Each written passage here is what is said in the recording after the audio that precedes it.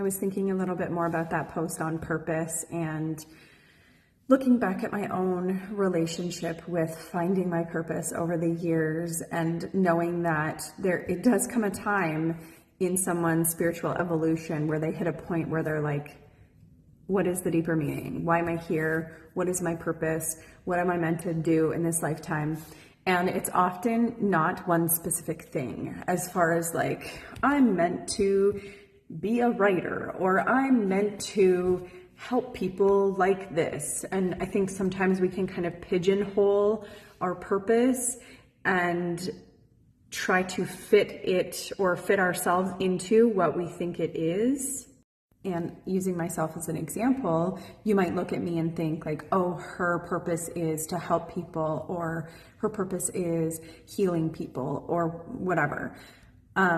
When in reality, when I think of myself, I think that my purpose is to create and to be in the energy of creation. And when I look back on my entire life, that has always been a constant, but the depth in which I create is the thing that has shifted and changed throughout the years.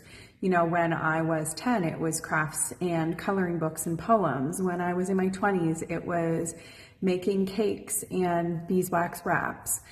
Now in my 30s, it's helping people on a deeper level. That's because I've evolved as a human. And that's really why I created the 12-week program, The Remembering, because it has nothing to do with what you need to do more of to figure out what your purpose is.